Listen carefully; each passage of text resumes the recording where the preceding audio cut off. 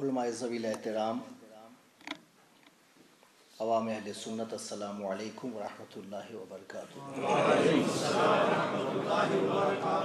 الحمدللہ رب العالمین، والصلاة والسلام علی سید الانبیاء والمرسلین وعلی آلہ واصحابہ اجمعین، اما بعد، فاعوذ باللہ من الشیطان الرجیم، بسم اللہ الرحمن الرحیم۔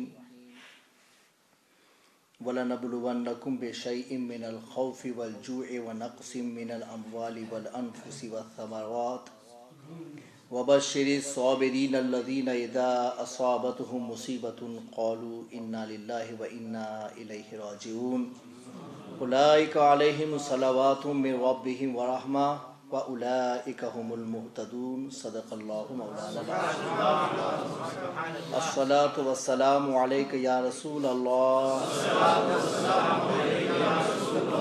الصلاۃ والسلام علیک یا حبیب اللہ،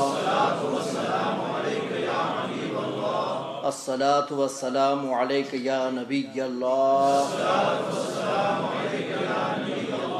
الصلاۃ والسلام علیک یا نور اللہ، صلی اللہ تعالی علیہ وسلم۔ ملت اسلام کو ملتا ہے ایک درس حیات، ملت اسلام کو ملتا ہے ایک درس حیات، کیسے بھولے ہم تیرا یوم شہادت حسین، کیسے بھولیں ہم تیرا یوم شہادت حسین۔ حال میرا کچھ بھی ہو میرا عقیدہ ہے یہی، حال میرا کچھ بھی ہو میرا عقیدہ ہے یہی، بخشوائے گی مجھے تیری محبت حسین۔ بارگاہ نبی و آل نبی میں ایک مرتبہ درود شریف کا نذرانہ اللہم صلی علی سیدنا مولانا محمد وبارک وسلم، صلاۃ و سلام علیک یا رسول اللہ، صلی اللہ تعالی علیہ وسلم۔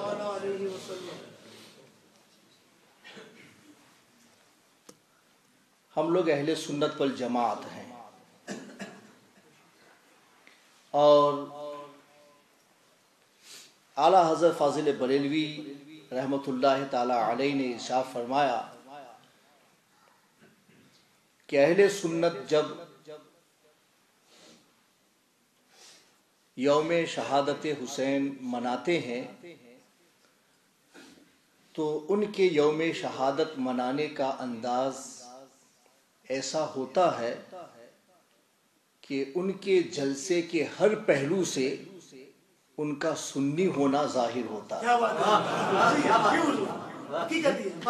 اہل سنت والجماعت کا یوم شہادت امام حسین ایسا ہوتا ہے کہ اس کے ہر پہلو سے ان کا سنی ہونا ظاہر ہوتا ہے، اور سنیت کے ظہور کے لیے کہ ہر پہلو سے ہم اپنی سنیت بتائیں، تبھی تو وہ بیان ہوتا ہے، تبھی تو وہ جلسہ ہوتا ہے کہ جلسے کا ہر پہلو ہماری موقف کا نشان ہوتا ہے کہ ہمارا عقیدہ کیا ہے اور ہمارا نظریہ کیا ہے۔ اہل بیت کے ساتھ میں صحابہ کا تعلق کیسا تھا اور صحابہ کے ساتھ میں اہل بیت کا تعلق کیسا تھا، اور ان دونوں کو جان کر کے ہمیں ان کے ساتھ میں کیسا تعلق رکھنا چاہیے، یہ یوم شہادت امام حسین کا مقصد ہے۔ جنگ کا تذکرہ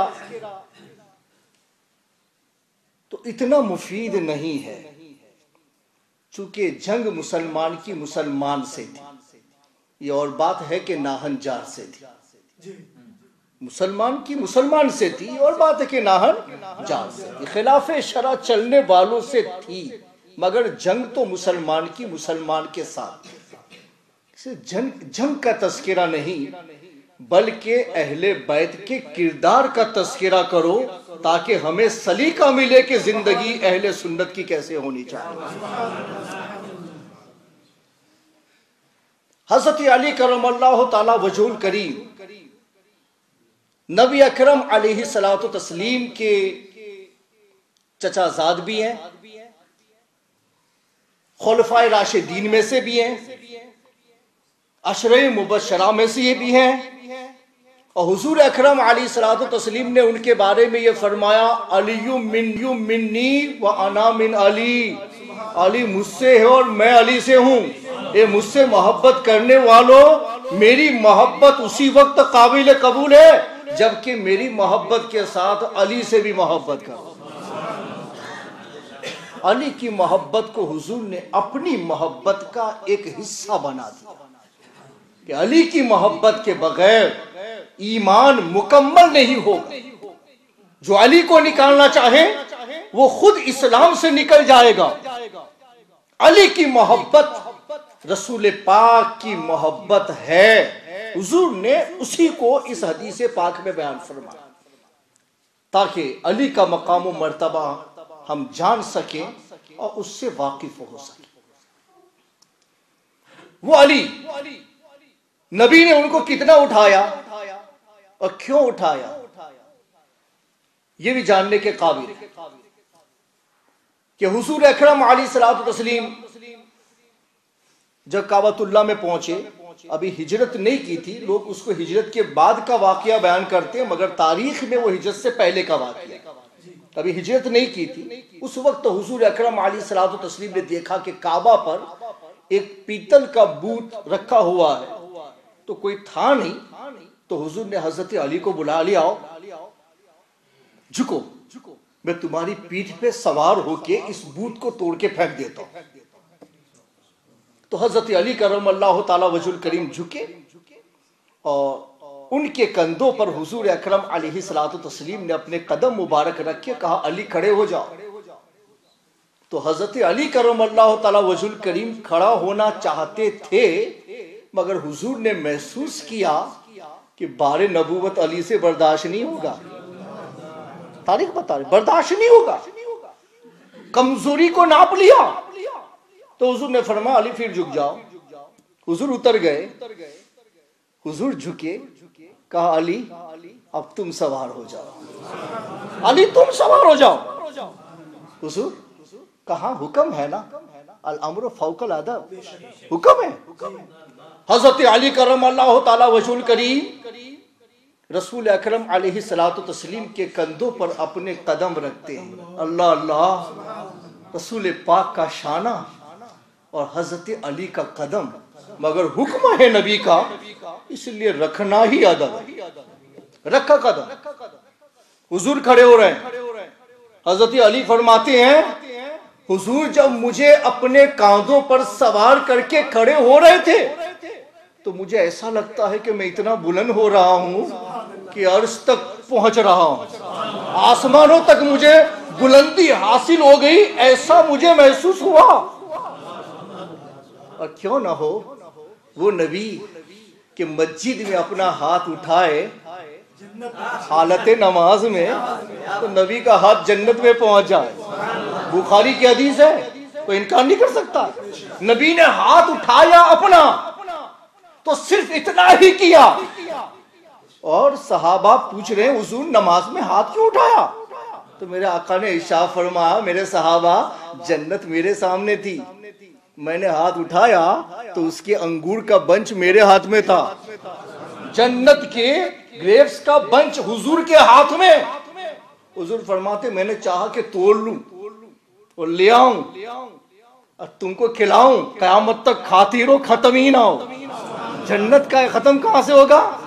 مگر حضور فرماتے پھر میں نے سوچا کہ غیب کو غیب ہی رہنے دو، اس لیے پھر میں نے چھوڑ دیا اور ہاتھ وہیں کر دیا۔ وہ نبی مسجد میں کھڑے رہ کر جن کا ہاتھ جنت تک پہنچ رہا ہو ساتوں آسمانوں سے پار ہو کر کے، وہی نبی علی کو اپنے کاندھوں پر رکھ کر کے بلند کر رہے ہیں تو اس علی کو حضور نے کتنا بلند کیا ہوگا، اور جس کو رسول اللہ نے بلند کیا ہو اس کی شان کو اب کوئی گھٹا نہیں سکتا۔ حضور نے اٹھایا، علی مرتضیٰ فرماتے ہیں کہ میرا ہاتھ پہنچ گیا، اس بت کو میں نے ہلایا اور اس کے بعد میں توڑ کے نیچے پھینک دیا، ٹکڑے ٹکڑے ہو گیا۔ اس کے بعد میں حضور نے کہا کہ علی اترو، چلو ہم چل دیتے ہیں۔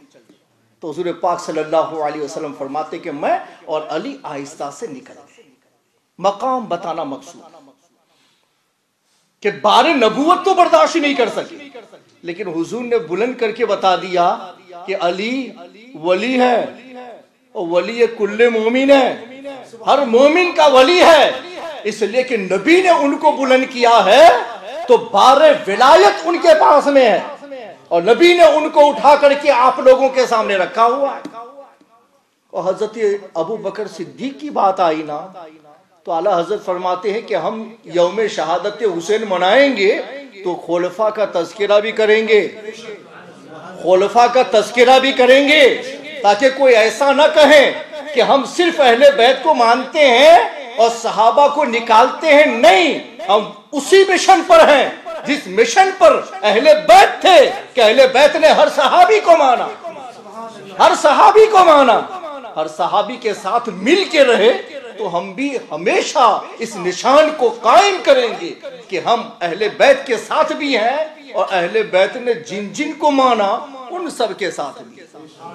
یہی تو صحیح طور پہ ماننا. اور کچھ ماننے والے ایسے مانتے حسین کو تو مانا، علی کو تو مانا، حسن کو تو مانا، اہل بیت کو تو مانا، مگر اہل بیت نے جن کو مانا ان میں سے کسی کو نہیں مانا. اور پھر کہتے ہیں اہل بیت کو مانتے ہیں. تو یہ ماننا نہیں ہوا، ایک طرفہ ماننا ہوا، ایک فائدے سے ماننا ہوا. اور ہم اپنا فائدہ نہیں دیکھتے ہیں، اہل سنت عقیدے میں ہمیشہ اپنے مسلک کو دیکھتے ہیں، فائدہ نہیں دیکھتے ہیں. ہم لوگ اپنا مسلک دیکھتے ہیں. ہمارا مسلک حسین نے جس کو مانا اس میں سے ہر فرد کو ہم مانیں گے، اور حسین نے جس سے جنگ لڑی ان میں سے ہر ایک سے ہم جنگ لڑیں گے. یزیدی کو ہم نہیں مانیں گے اس لیے کہ حسین نے نہیں مانا، اور امیر معاویہ کو گلے سے لگائیں گے اس لیے کہ امام حسن نے ان کے ہاتھوں پہ ہاتھ رکھا ہوا. امیر معاویہ کو گلے لگائیں گے اس لیے کہ امام حسن نے ان کے ہاتھوں پر ہاتھ رکھا ہوا. اہل بیت نے جن کو مانا ان میں سے کسی کو ہم چھوڑیں گے نہیں. صحابہ کو مانا. ابو بکر کی بات کہ جب حضور ہجرت کے لیے جا رہے تھے تو غار ثور میں پہنچ رہے ہیں، حضور پاک کے قدم زخمی ہیں، خون بہ رہا ہے، پتھریلی زمین ہے. حضرت ابو بکر فرماتے میرے آقا ٹھہرو، پہلے میں جاتا ہوں غار کو کی صفائی کرتا ہوں، پھر آتا ہوں اور آپ کو اپنے کاندھوں پہ اچک کے جاتا ہوں. میرے آقا آپ کے قدم زخمی ہے، آپ یہاں ٹھہرے. گئے غار کو صاف کیا، اپنی چادروں کو پھاڑ پھاڑ کے سوراخوں کو بند کیا. اب دو سوراخ باقی رہ گئے اور الگ سے کپڑا نہیں ہے. نیچے کی چادر تو نکال نہیں سکتے، سطر ڈھانکنا فرض ہے. اب کیا کریں؟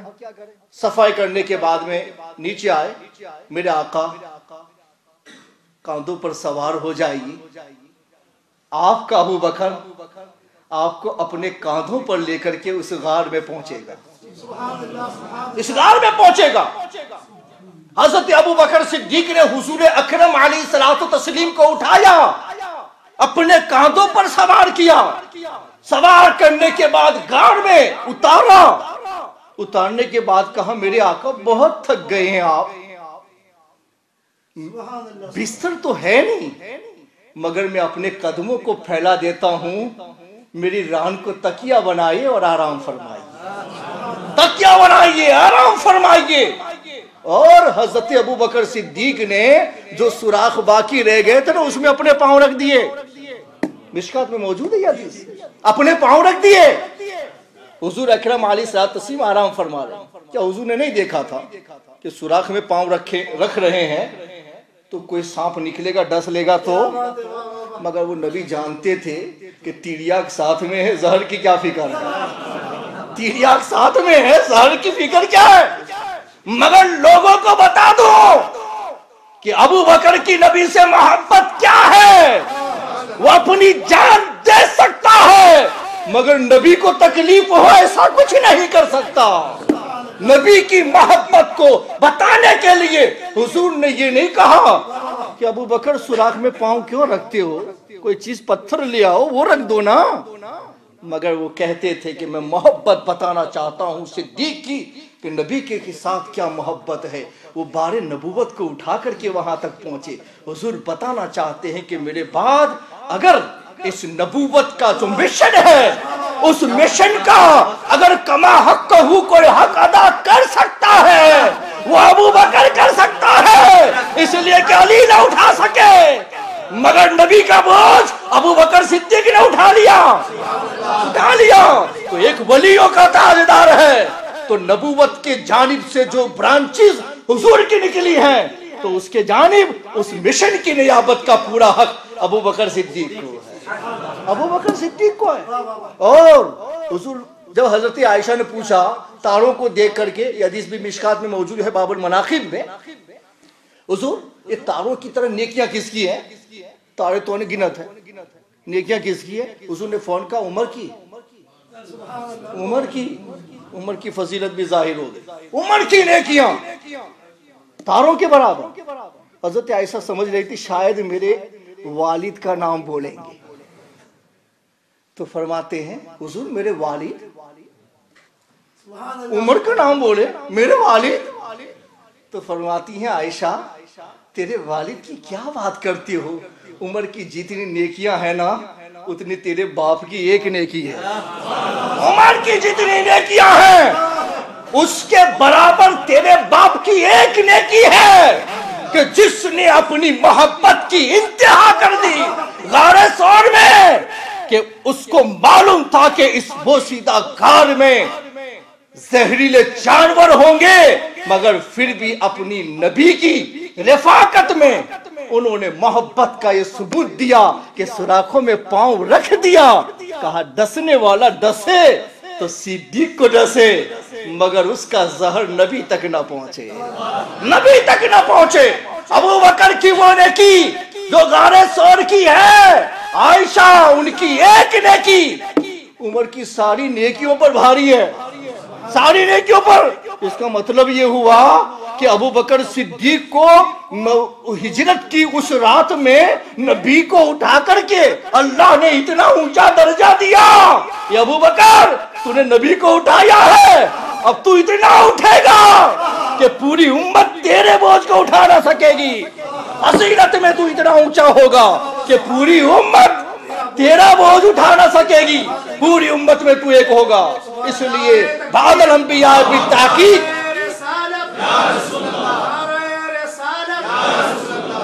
بعد الانبیاء بالتحقیق فضیلت میں مقام ابو بکر صدیق کا ہے. ابو بکر صدیق کا ہے. علی نے مانا, خلافت کے لیے انتخاب کیا. حضرت علی سے کسی نے پوچھا علی خلافت کے آپ لائق ہیں, ابو بکر کے ہاتھوں پر بیعت کیسے کی؟ تو فرماتے ہیں جانتے نہیں, نبی دنیا سے جا رہے تھے تو اپنا مسلح کس کے حوالے کیا؟ ریزن بتا رہے, جانتے نہیں نبی دنیا سے جا رہے تھے مسلح کس کے حوالے کیا؟ کہ ابو بکر کے. کہ کیوں؟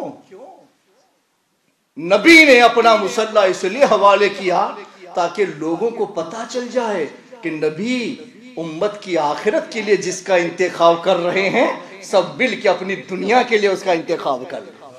نبی آخرت کے لیے جس کا انتخاب کر رہے ہیں سب مل کے دنیا کے لیے ان کا انتخاب کر لے, تو سب نے مل کے ان کا انتخاب کر لیا. تو حضرت علی فرماتے ہیں میں بھی حضرت ابو بکر صدیق کی فضیلت کا قائل ہوں.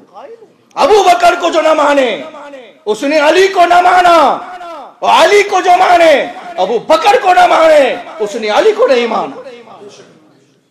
اس لیے کہ حضور پاک کے فرمان کے مطابق ان کا یہ مشن چل رہا ہے. ان کی محبت, ابو بکر کی محبت ان سے دیکھی کہ حضرت فاطمہ سے جب شادی ہو رہی تھی تو حضرت علی کے پاس میں سامان نہیں تھا,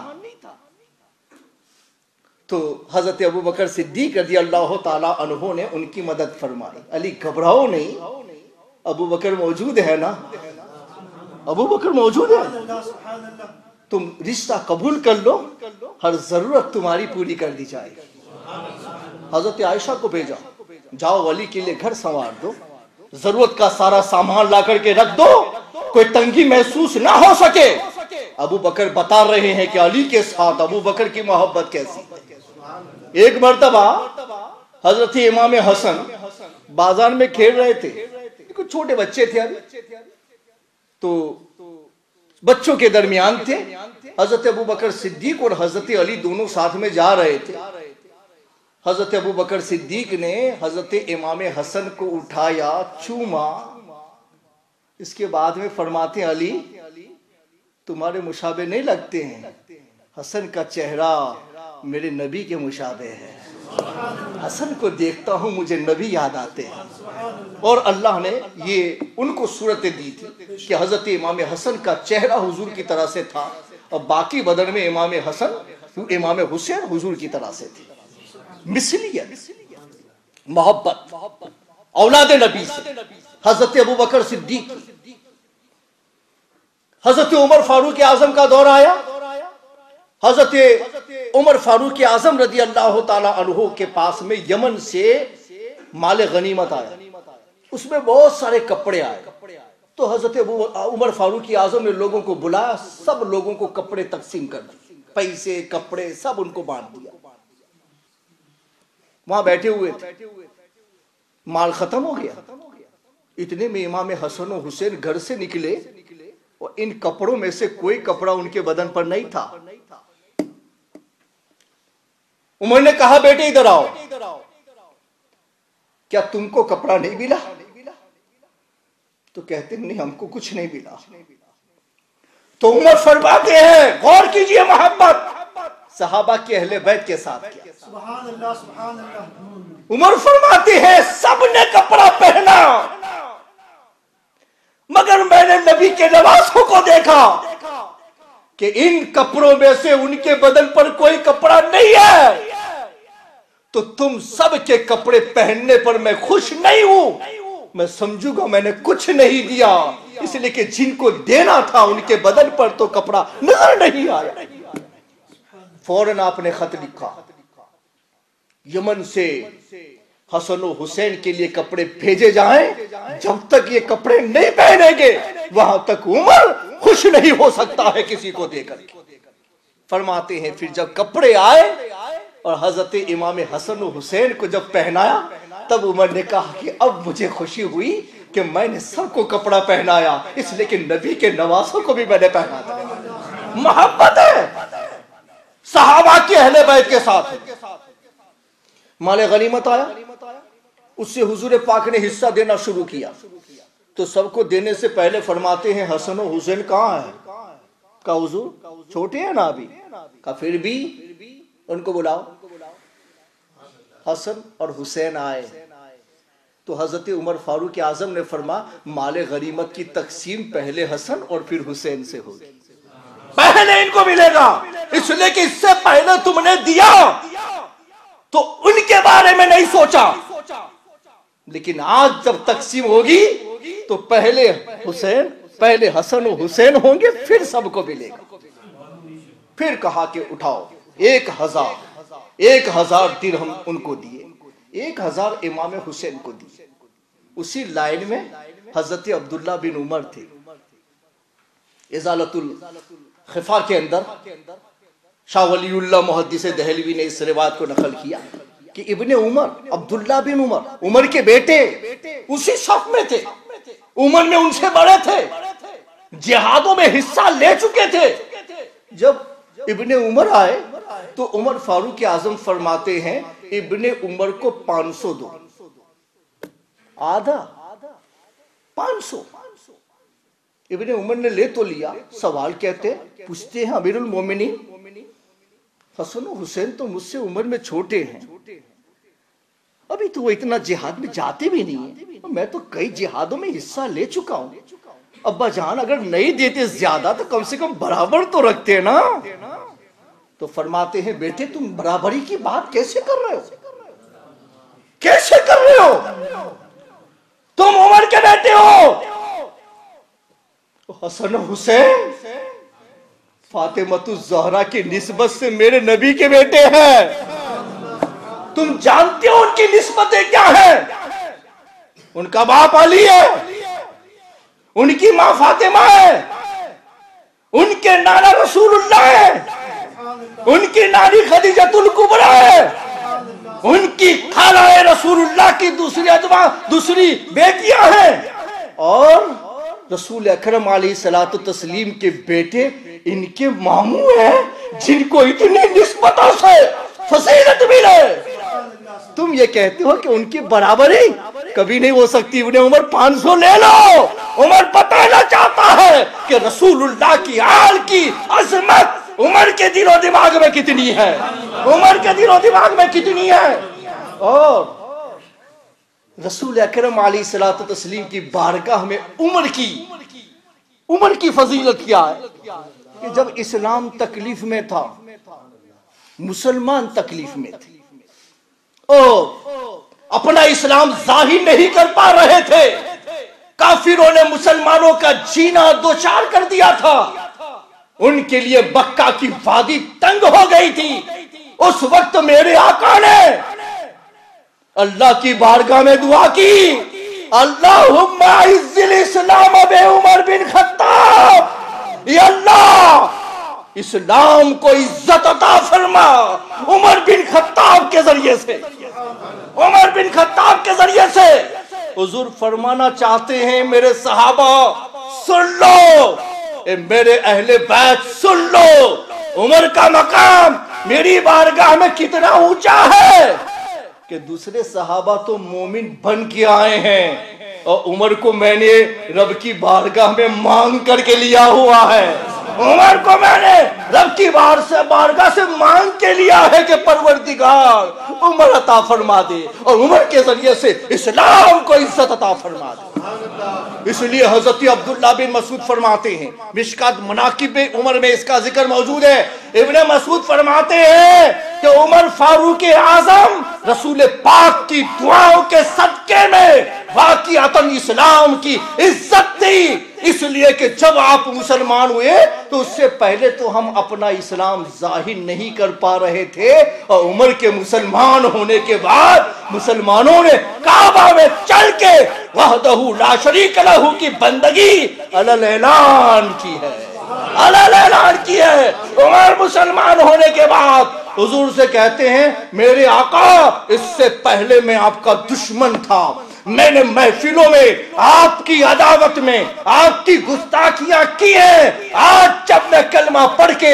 مسلمان ہو گیا ہوں تو جب تک کافروں کی ان تمام مجالس میں آپ کے محاسن کا بیان نہ کروں گا وہاں تک عمر دم نہیں لے سکتا ہے. وہاں سے نکلے کافروں کی ہر مجلس میں جا کے آپ سناتے سنو. اب تک عمر رسول پاک کی جان کا دشمن تھا، لیکن نگاہ نبی نے اس کے وجود میں ایسا انقلاب برپا کیا ہے کہ آج کے بعد اس نبی کی کوئی گستاخی کرے گا عمر کی تلوار ہوگی اس کا اثر ہوگا، عمر کی تلوار ہوگی اس کا اثر ہوگا. فرماتے ہیں میرے آقا چھپ کے بندگی کیسی، چھپ کے عبادت کیسی. کہا عمر دیکھتے ہو نا کتنا تنگ کیا جا رہا ہے. میرے آقا نہیں، کعبہ میں چل کے بندگی کریں گے، کعبہ میں چل کے.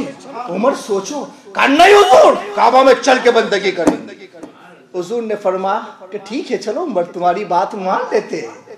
عمر اگلی صف میں ہے، عمر اگلی صف میں ہے. رسول پاک کے چچا حضرت حمزہ اس صف کے بالکل آخر میں.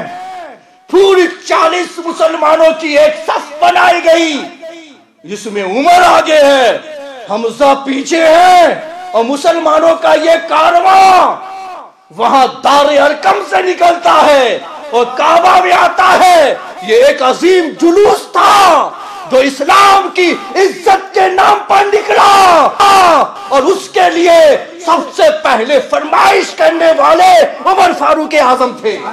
پہلا اسلام کا جلوس 40 آدمیوں کی مقدس جماعت کے ساتھ نکلا اور دار ارقم سے کعبہ میں پہنچا. عمر نے بتا دیا، عمر کا وہ مقام ہے کہ رسول اللہ نے کہا تھا اللہ اسلام کو عزت عطا فرما. عمر فاروق اعظم کے ذریعے سے عزت ملی، وقار ملا. مسلمان علی اعلان اللہ کی بندگی کعبہ میں چل کے کرنے لگے. فرماتے ہیں عمر عزت ہے، رسول اللہ نے مانگ کر کے لیا ہے، وہ بھی اللہ سے مانگا ہے، مانگ کے لیا ہے، اللہ سے مانگا ہے۔ عمر کا مقام یہ، اہل بیت کے ساتھ عمر کا یہ مقام۔ عثمان غنی رضی اللہ تعالی عنہ، یہ بھی حضرت علی سے ان کی کیا محبت، اس لیے کہ وہ تو ہم زلف تھے، ادھر فاطمہ ہے تو ادھر رقیہ اور ام کلثوم ہے، ادھر فاطمہ ہے تو ادھر رقیہ اور ام کلثوم ہے۔ ایک کے انتقال کے بعد رسول اللہ نے دوسری دی، اور سن ہجری 9 کے اندر جب ام کلثوم کا بھی انتقال ہو گیا تو رسول اللہ فرماتے ہیں کہ میرے امتیوں ہے کوئی جو عثمان کو اپنی بیٹی دے؟ اگر نبی کے پاس میں اور بھی بیٹیاں ہوتی تو یکے بعد دیگر ہر بیٹی عثمان کو دیتے رہتے، عثمان کو دیتے رہتے۔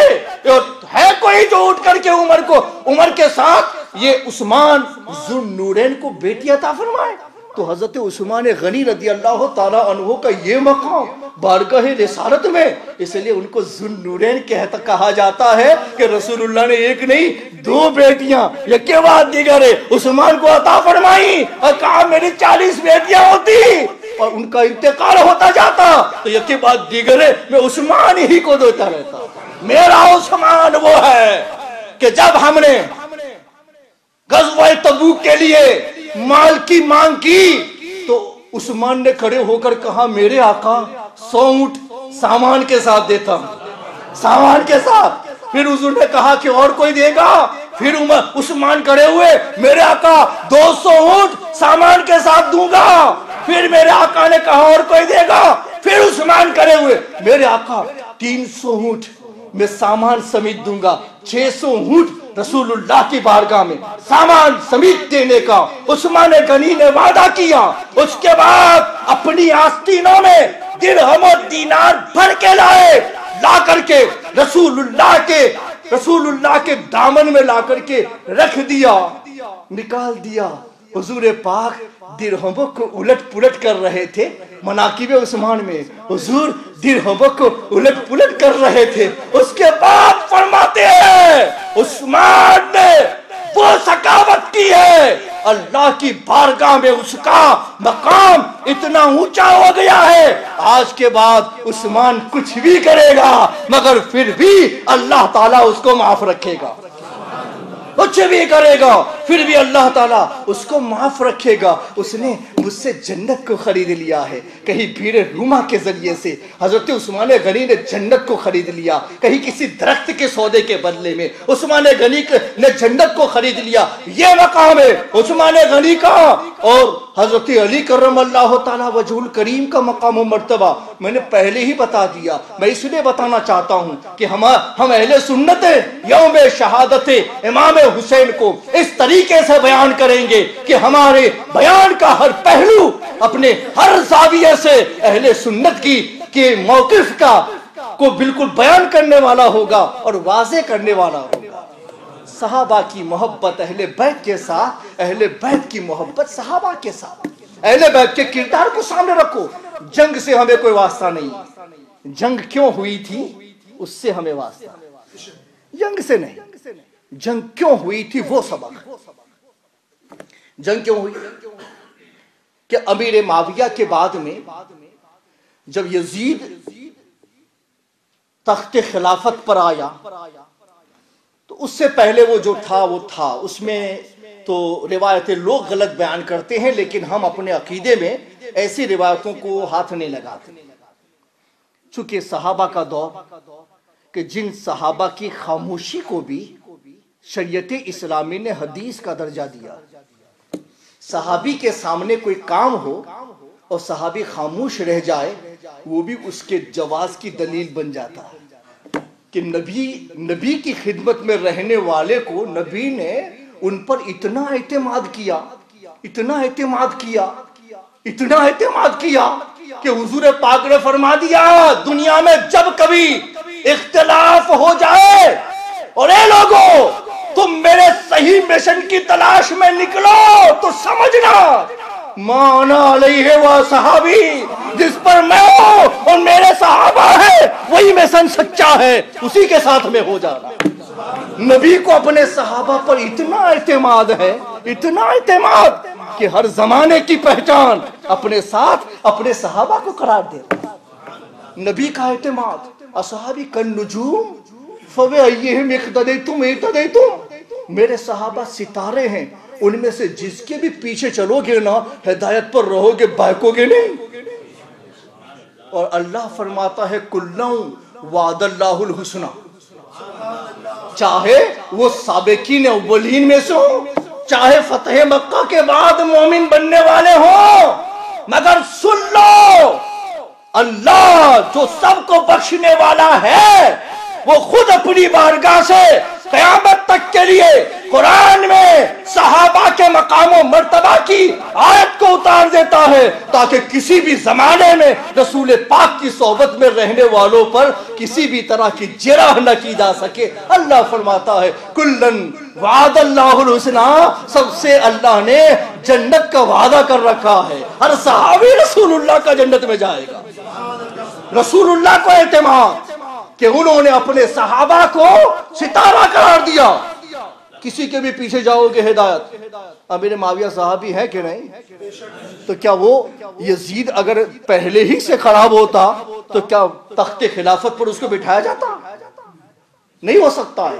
قانون ہے کہ صحابی کا خاموش رہنا بھی شریعت اسلامی میں حدیث بنتا ہے کہ انہوں نے اگر وہ خاموش رہے ہیں تو اسی لیے رہے ہوں گے کہ جواز ہوگا تب خاموش رہے، اگر ناجائز ہوتا تو صحابی خاموش نہیں رہ جاتا، اس لیے کہ وہ زکیہم، ان کے دلوں کو صاف کرنے والے نبی ہیں۔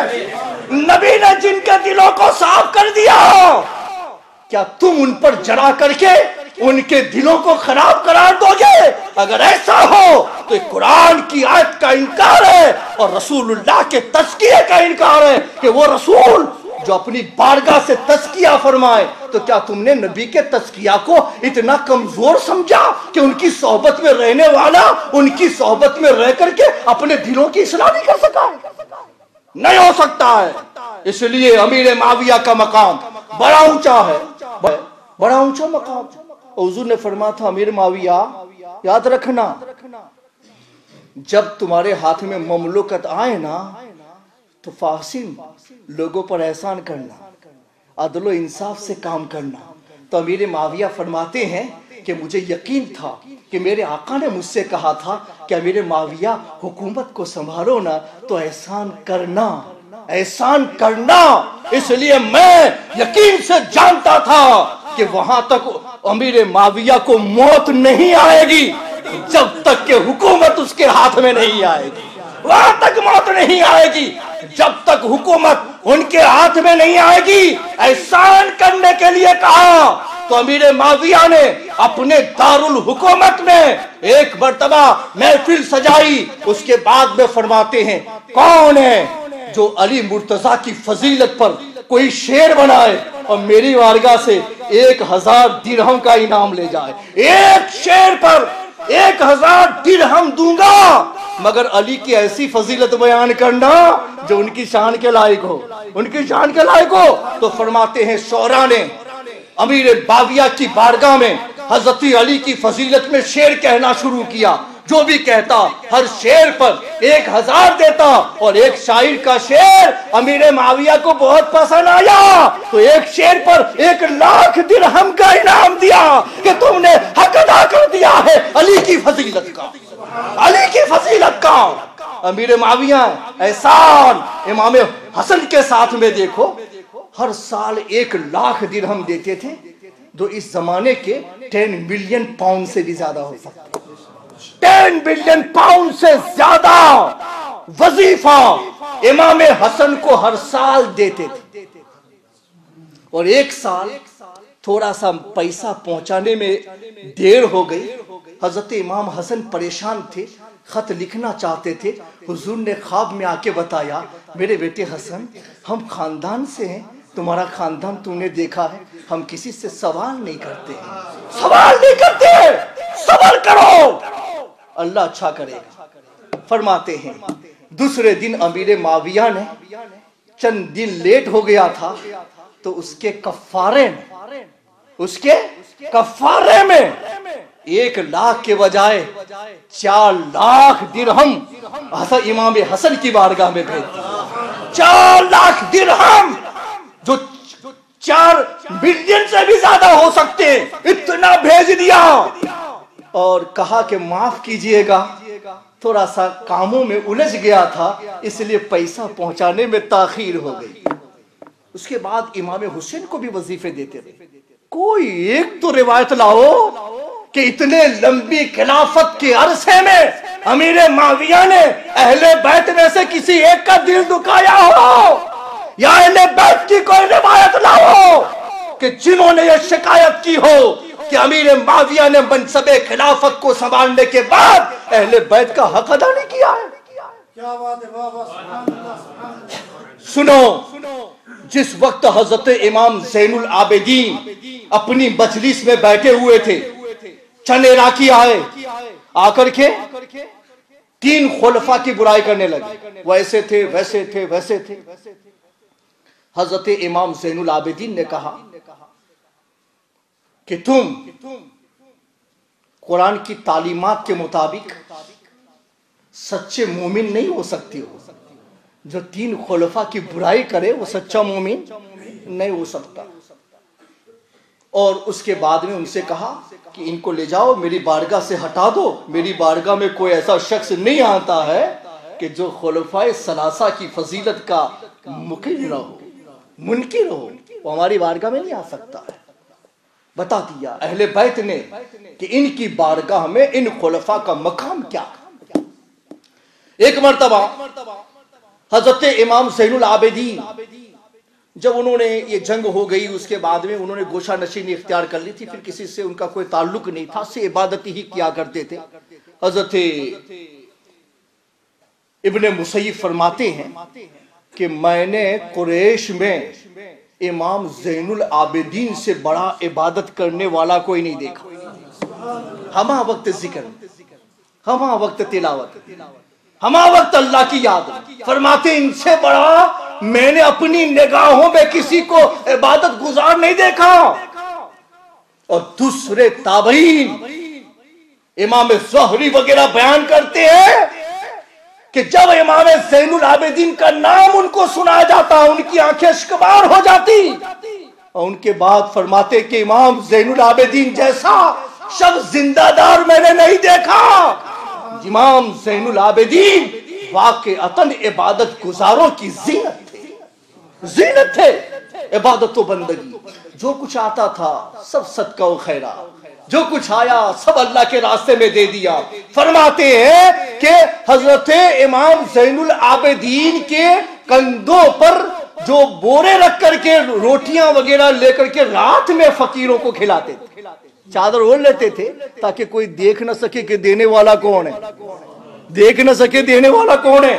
غریبوں کی لیسٹ بنائے ہوئے تھے 100 گھروں کی مدینہ کے، اور 100 گھروں کی لیسٹ بنا کر کے انہوں نے ان سب کی کفالت کا بار اپنے اوپر رکھا ہوا تھا. فرماتے ہیں وصال کے بعد میں دیکھا گیا تو آپ کو غسل دینے والوں نے فرمایا کہ بوروں کے نشان یہ حضرت زین العابدین کے شانوں پر موجود تھے جن پر اٹھا کر کے وہ فقیروں کو کھانا کھلایا کرتے تھے.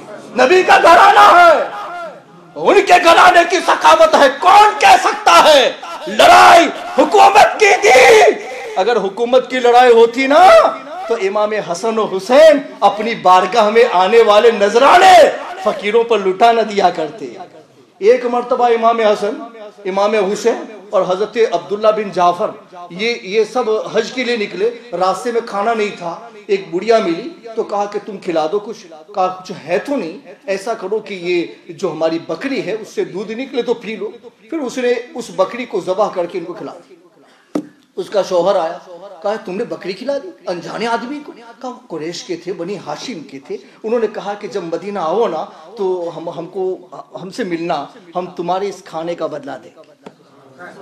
فرماتے ہیں کہ پھر وہ تو حج سے واپس چلے گئے تو اس بوڑھی نے اپنے شوہر سے کہا کہ چلو نا تلاشتے ہیں بنی ہاشم کو، وہ مل جائیں گے تو بدلہ دینے کو کہا نا بدلہ لیں گے. فرماتے ہیں وہ بوڑھی اپنے شوہر کو لے کر کے مدینہ میں پہنچی. تلاش رہی ہے کہ کون تھا وہ جن کا چہرہ میں نے دیکھا ہوا تھا. اتنے میں حضرت امام حسن گزرے تو حضرت امام حسن نے خود سے پہچان لیا کہ تو وہی بوڑھی ہے جس کے یہاں وہ ہم نے کھانا کھایا تھا, اس نے ہماری مہمانی کی تھی. کہا ٹھیک ہے چلو ہمارے گھر چلو. لے گئے 1000 درہم, 1000 بکریاں تھی. 1000 بکریاں, ایک بکری کے عوض میں.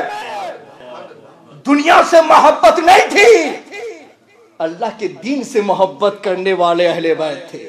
اس لیے حضور نے فرمایا تھا کہ میں تمہارے درمیان 2 وزنی چیزوں کو چھوڑ کے جا رہا ہوں, ایک قرآن ہے اور دوسرے میرے اہل بیت ہے. قرآن سے ان کا دامن اتنا مضبوط ہے کہ کسی بھی زمانے میں اہل بیت کا دامن قرآن سے نہیں چھوٹے گا. اور چھوٹے گا تو اہل بیت ہی نہیں ہوگا, چھوٹے گا تو اہل بیت ہی نہیں ہوگا. تو حضرت امام حسن نے 1000 کا پھر پتہ بتایا. حسین کے پاس بھی جاؤ نا, وہ بھی تو تھے مہمان. حسین کے پاس گئے, کہا بھائی نے کیا دیا ہے؟ کہا 1000 بکریاں اور 1000 درہم. ٹھیک ہے, اس کو 1000 بکریاں 1000 درہم اور ایک ہی بکری ہے, 1000 اور مل گئے. پھر کہا کہ عبداللہ بن جعفر بھی تو تھے نا, ان کے پاس بھی جاؤ. وہاں گئے, کہا حسن و حسین نے کیا دیا؟ کہا 1000 بکریاں. کہا ٹھیک ہے 2000 بکریاں 2000 درہم. بوڑھی کے پاس میں 4000 بکریاں 4000 درہم آئے. ایک مہمانی میں رسول پاک کی آل نے ان کی وہ خدمت کی کہ ہمیشہ کے لیے ان کی نسلوں تک کو مالدار کر دیا, نسلوں تک کو مالدار کر دیا. وہ اگر پیسوں کی طلب میں, حکومت کو جاہ کی طلب میں اگر وہ میدان کربلا میں گئے ہوتے تو ان کی بارگاہ میں آنے والے نذرانے اللہ کے راستے میں ایسے لٹائے نہ جاتے, ایسے لٹائے نہ جاتے. امام حسن نے اپنا پورا مال 2 مرتبہ اللہ کی راستے میں قربان کر دیا. روایت میں آیا ہے امام حسن نے کہا میں اپنا مال اللہ کے راستے میں دیتا ہوں. فرماتے ہیں ایک سوز رکھا اور ایک دے دیا, ایک چیز رکھی اور ایک دے دی. سب کچھ اس طریقے سے آدھا آدھا کر دیا. 1 مرتبہ آدھا دیا, 2 مرتبہ پورا مال اللہ کے راستے میں خیرات کر دیا. آل رسول حکومت کی لالچ میں لڑنے نہیں گئے تھے. اگر کوئی خارجی اس طرح کی غلط روایت نقل کرتا ہے تو وہ واقعتاً خارجی ہوگا, اہل بیت سے محبت کرنے والا نہ ہوگا. اہل بیت نے دنیا کے لیے نہیں دین کے تحفظ کے لیے قربانی دی تھی. آؤ امام حسین کی قربانی پر. اے حسین, سب نے یزید کے ہاتھوں کی بیعت کر لی تھی, اکیلے آپ کیوں اس کا انکار کر رہے تھے؟ تو کربلا کے میدان میں حسین کا خطبہ گواہ ہے کہ انکار میں نے کیوں کیا تھا. جب یزیدیوں کے سامنے آئے کہا سنو, حسین یزید کی بیعت کیوں نہیں کر سکتا؟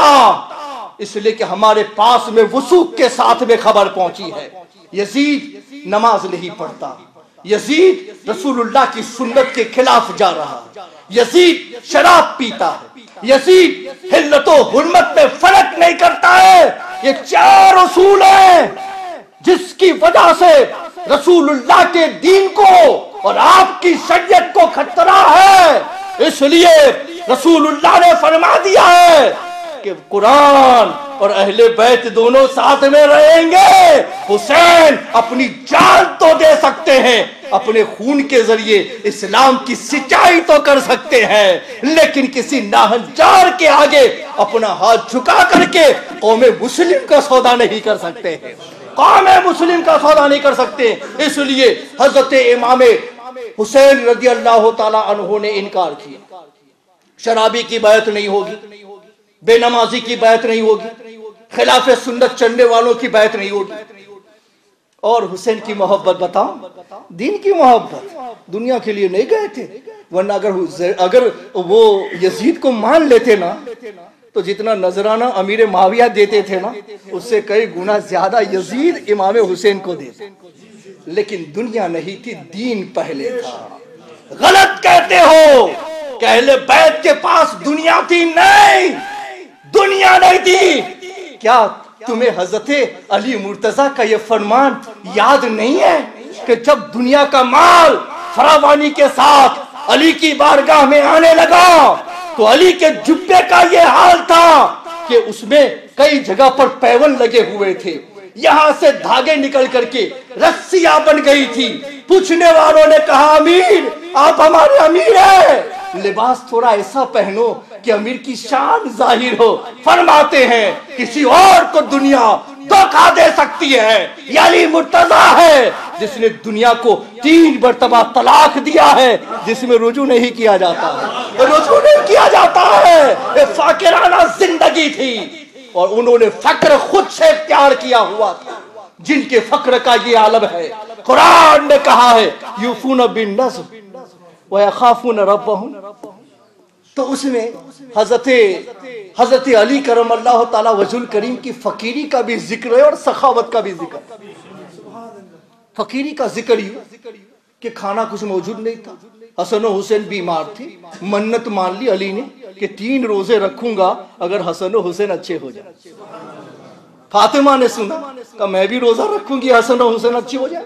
ان کی لونڈی فدا نے سنا تو کہا میں بھی روزہ رکھوں گی اگر حسن و حسین اچھی ہو جائے۔ اب وہ اچھے ہو گئے تو علی مرتضیٰ کے پاس تھا کچھ نہیں، کرے کیا؟ مزدوری کے لیے گئے، دین پر پانی کھینچا یہودی کے یہاں، اور اس کے بعد میں تھوڑا سا جو لے کر کے آئے، روٹیاں بنائی گئی۔ وَيُطْعِمُونَ الطَّعَامَ عَلَىٰ حُبِّهِ مِسْكِينًا وَيَتِيمًا وَأَسِيرًا إِنَّمَا نُطْعِمُكُمْ لِوَجْهِ اللَّهِ لَا نُرِيدُ مِنكُمْ جَزَاءً وَلَا شُكُورًا۔ قرآن فرماتا ہے جانتے ہو اہل بیت کی اللہ سے محبت کتنی ہے؟ وَيُطْعِمُونَ الطَّعَامَ عَلَىٰ حُبِّهِ، اللہ کی محبت میں کھانا کھلاتے، اللہ ان کی محبت کا اظہار کر رہا ہے، وہ محبت میں سچے ہیں۔ اہل بیت ان کو دنیا سے محبت نہیں۔ کھانا جب پکانا، مسکین آیا کہا میں بھوکا ہوں کئی دن سے، کھانا کھلا دو، تو حضرت فاطمہ کہتی ہم تو چند دن کے بھوکے، تو کئی دن کا بھوکا ہے، کھانا دے دو اس کو۔ سب نے اٹھا کے دے دیا، پانی پہ اکتفا کیا، دوسرا روزہ پانی پہ رکھا۔ دوسرے دن آیا یتیم آیا، اس نے بھی وہی کہا، تو حضرت فاطمہ فرماتی ہم تو چند دن کے، وہ تو بہت دنوں کا بھوکا ہے، اٹھاؤ کھانا اس کو کھلا دو۔ تیسرے دن قیدی آیا، اس کو بھی دے دے۔ 3 دن تک فاقے کے فاقا، لیکن اپنا کھانا دوسرے کو کھلا دیا اور خود بھوکے اپنا روزہ رکھے جا رہے ہیں۔ اہل بیت نے بتا دیا اور قرآن نے ان کی سخاوت کو سامنے رکھ کر کے اعلان کر دیا اہل بیت کو محبت دنیا سے نہیں اللہ کے دین سے ہے۔ محبت دنیا سے نہیں اللہ کے دین سے۔ حسین کربلا میں کیوں پہنچے؟ خطبے نے بتا دیا کہ سنو حسین کے آگے رسول اللہ کا دین ہے، اے یزید تو نے سنت کے خلاف ورزی کی ہے لہٰذا میں نہیں قبول کروں گا، تو نے رسول اللہ کے فرائض میں کوتاہی کی ہے میں قبول نہیں کروں گا، اور تو شکار کے لیے جاتا ہے تو قوم مسلم کی طرف نظر نہیں کرتا، ایسے غافل کو میں رسول اللہ کے دین کے لیے قبول نہ کروں گا۔ سنو حسین کی نظر میں اسلام کی عظمت کیا ہے، حسین کی نظر میں شریعت کے قانون کی اہمیت کیا ہے، حسین کی نظر میں رسول اللہ کے طریقے کی عظمت و حیثیت کیا ہے، وہ بتانے کے لیے امام حسین کربلا میں پہنچے ہوئے تھے۔ یزیدیوں نے جب لڑکارا کہ حسین کچھ بھی نہیں سنا جائے گا، بیعت کرنی ہوگی تو معاف کیا جائے گا، فرماتے کچھ بھی ہو جائے شریعت کے خلاف چلنے والے کو حسین قبول نہیں کر سکتا۔ غور کیجئے گا، ہم محبت کر رہے ہیں، وہاں اعلان کیا ہونا، شریعت کے خلاف چلنے والوں کو قبول نہیں کروں گا، سنت سے انحراف کرنے والوں کو قبول نہ کروں گا، اور پوری دنیا کو ہم کربلا کے میدان میں اپنے خون کو بہا کر کے بتائیں گے کہ رسول اللہ کے دین کی قیمت اہل بیت کے خون سے بھی زیادہ ہے۔ اس لیے اہل بیت نے اپنی گردن تو کٹا دی مگر اسلام کے جھنڈے کو سر نگو نہ ہونے دیا، نہ جھکنے دیا۔ حسین کے سامنے ان کے بھائیوں کو شہید کیا گیا، حسین نے اپنا موقف نہیں چھوڑا، حسن کے بیٹوں کو شہید کیا گیا، اپنا موقف نہیں چھوڑا. اس کے بعد میں عقیل کی اولاد کو شہید کیا گیا، اپنا موقف نہیں چھوڑا. بعد میں خود حضرت امام حسین کے بیٹوں کی شہادت کی نوبت آ رہی ہے. علی اکبر جا رہا ہے، 18 سال کا جوان ہے، باپ سے اجازت لے کر کے کربلا کے میدان میں پہنچ رہا ہے. دنیا والوں کو بتانا چاہتا ہے، اے دنیا والوں دیکھ لو، رسول اللہ نے کہا تھا قرآن اور اہل بیت حوض کوثر پر پہنچنے سے پہلے جدا نہیں ہوں گے. اس لیے ہم بتانا چاہتے ہیں میدان کربلا میں ہم جا رہے ہیں، اپنی جان دے رہے ہیں. علی اکبر لڑے، اپنی جان دے دی. حضرت امام حسین ان کو اٹھا کر کے لائے اور اپنے قافلے کے پاس میں ان کی لاش کو رکھا. مگر حسین تیری صبر پر میں قربان، تیرے سامنے تیرے بھائیوں کو ذبح کیا گیا مگر تو صابر رہا. تیرے بھتیجوں کو شہید کیا گیا، تو صابر رہا. تیرے بیٹوں کو قربان کیا گیا مگر تو صابر رہا. اے حسین کیا بتانا چاہتا ہے اپنے اس صبر سے؟ حسین کہتے ہیں میں اپنے اس صبر سے نانا جان کی دین کی قیمت بتانا چاہتا ہوں، رسول اللہ کی شریعت کی حیثیت بتانا چاہتا ہوں، میرے آقا کی سنتوں کی محبت بتانا چاہتا ہوں. سب قربان ہو جائے گا مگر جب تک شریعت مطہرہ کی پابندی کا اعلان نہ ہوگا وہاں تک حسین اپنا موقف چینج نہیں کر سکتا. آخری لفظ میں حضرت امام علی مقام پر پانی بن کر دیا گیا تھا. صبر کا امتحان تھا، پانی موجود نہیں تھا. 7ویں محرم سے پانی بند ہو گیا تھا اور امام حسین سے کہا جا رہا تھا یزیدیوں کی طرف سے، اے حسین دیکھ لے دریا فرات بہ رہا ہے، ہر ایک پانی پی رہا ہے، جانوروں چرندوں پرند کو بھی اس پانی سے روکا نہیں جا رہا ہے، مگر سن تجھے اور تیری آل کو پانی نہ پینے دیا جائے گا، تجھے اور تیرے خانوادے کو پانی نہ پینے دیا جائے گا. وہ یزیدی کتنے ناہنجار تھے کہ جس رسول نے اپنی امتیوں کو یہاں تک دانش بنائی تھی. میرے امتیوں اگر تم حشر کے میدان میں آؤ تو اپنے نبی کو تلاشنا، تو کہیں میزان کے پاس ملے گا، کہیں حوض کوثر کے پاس میں ملے گا، 3 مقام سے کہیں ہٹے گا نہیں. آنا تم میری تلاش میں رہو گے، میں تمہاری تلاش میں رہوں گا.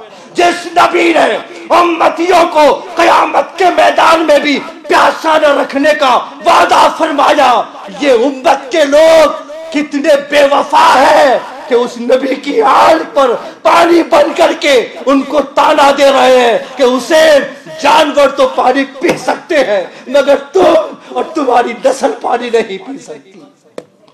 حضرت امام علی مقام صبر کے پہاڑ تھے. کہا کوئی بات نہیں، پانی بان. بڑوں نے صبر کر لیا، چھوٹے بھی تو اندر تھے نا، وہ صبر کیسے کرتے؟ حضرت علی اصغر جو ماں کا دودھ پیتے تھے، ماں نے کئی دن سے کھایا نہیں، پانی نہیں ہے، پستانوں میں دودھ خشک ہو گیا ہے. علی اصغر کے ہونٹ سوکھ گئے، بے قرار بے تاب رو رہے ہیں، کہیں پانی مل جائے. علی اصغر کی ماں علی اصغر کو اٹھا کر کے آتی ہے، امام حسین سے کہتی ہے حسین ہم تو بڑے ہیں صبر کر لیں گے، اس بچے کو صبر کیسے سکھایا جائے؟ لے جاؤ یزیدیوں کے سامنے دکھاؤ اس بچے کو اور ان سے کہو اگر تم نے ہم پر پانی بند کر دیا کوئی بات نہیں، ہم صبر کر لیں گے، لیکن اس بچے کی بے قراری دیکھی نہیں جاتی، کم سے کم تھوڑا سا پانی دے دو تاکہ اس بچے کو پلا کر کے اس کے ہونٹوں کو تر کیا جا سکے. امام علی مقام کہ صبر کا امتحان تھا، چاہتے تو یہی تھے کہ اس بچے کو بھی نہ لے جاؤں، مگر جب عورتوں نے بہت کہا تو کہا ٹھیک ہے چلو میں لے جاتا. سوار کیا، اپنے بچے کو سامنے رکھا، کہا یزیدیوں سنو، تم نے ظلم کی حد کر دی ہے اور ہم صبر کے پہاڑ ہیں، کچھ نہیں بولیں گے، لیکن اس ننھی جان نے کیا کیا ہے؟ اس نے کون سا قصور کیا کہ تم اس کو ستا رہے ہو؟ سب خاموش دیکھ رہے ہیں، کسی سے کوئی جواب نہیں بن پا رہا. لیکن اس کے بعد ہرملا نام کا ایک شخص تھا، اس نے تیر کو نشانے پر لگایا اور حضرت علی اصغر کے حلقوم میں مارا، خون بہنے لگا، تیر بےہوش ہو گیا. علی اصغر کی جان قفس عنصری سے پرواز کر گئی. امام علی مقام نے اپنے بچے کو گلے سے لگایا، چوما، اللہ کی بارگاہ میں پیش کیا، اللہ مجھے اپنے اس امتحان میں کامیاب سمجھ لے. میں نے اپنے چھوٹے بچے علی اصغر کو بھی تیری بارگاہ میں پیش کر دیا، تیری بارگاہ میں پیش کر دیا. علی اصغر خاموش. عورتوں کو ایسا لگا کہ شاید پانی مل گیا ہے، علی اصغر کے ہونٹ تر ہو گئے ہیں، اس لیے رونے کی آواز نہیں آ رہی ہے. جنگ میں بہت لمبا فاصلہ ہوتا تھا درمیان میں، لے کر کے جب قریب آئے تو سب لوگ سمجھ رہے تھے پانی مل گیا. کہا حسین بچے کو پانی مل گیا. فرماتے ہیں دنیا کا تو نہیں، فرات کا تو نہیں، لیکن اس کی روح قفس عنصری سے جا چکی ہے، نانا جان کی بارگاہ میں پہنچ گیا ہے. حوض کوثر کا پانی رسول اللہ نے اسے پلا دیا ہے. مگر ان ظالموں نے اتنا ظلم کیا کہ حسین کی آل میں علی اصغر کو بھی نہیں بخشا. مگر حضرت امام علی مقام نے کربلا کی اس قربانی کے ذریعہ یہ بتا دیا کہ لوگوں دیکھو اہل بیت کی نظر میں رسول اللہ کی شریعت کی وقت کیا ہوتی ہے. بچے کو حسین قربان تو کر سکتا ہے، لیکن شریعت کی ایک بات سے انحراف ہو وہ حسین قبول نہیں کر سکتا.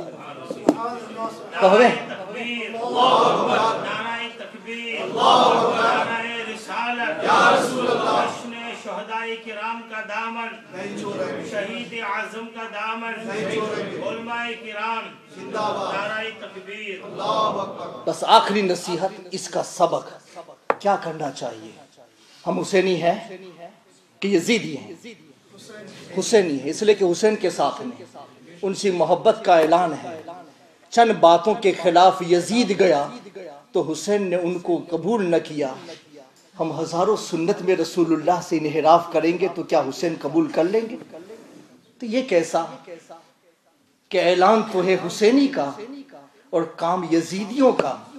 سچی محبت یہ ہے کہ نام بھی حسین کا اور مشن بھی حسین کا. نام بھی حسین کا، کام بھی حسین کا، نام بھی حسین کا، سیرت بھی حسین کی.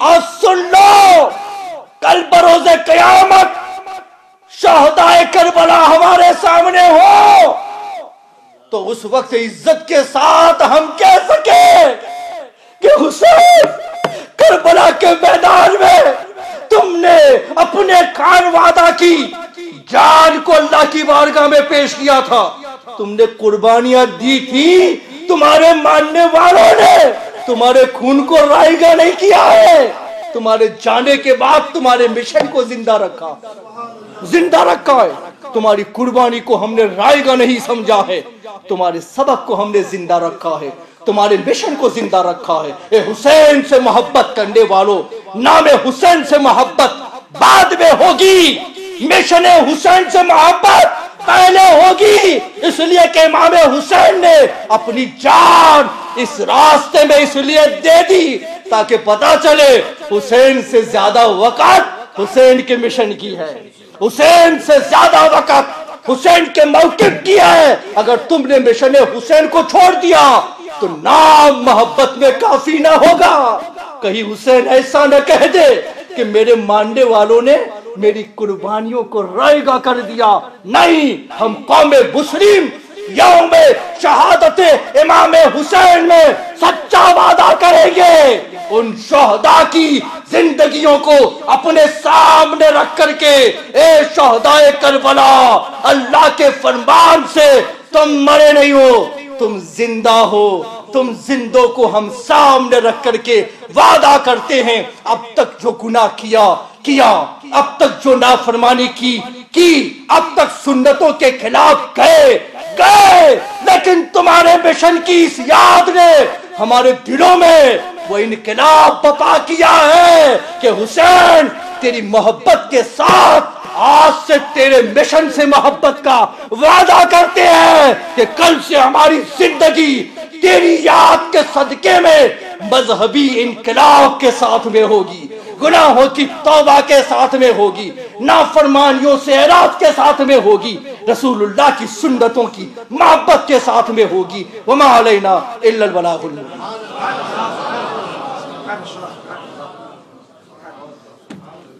سبحان اللہ سبحان اللہ۔ آئینہ جواں مردی حق گوئی ابھی باقی، اللہ کے شعروں کو آتی نہیں ربائی۔ حضرات محترم، بڑی شاندار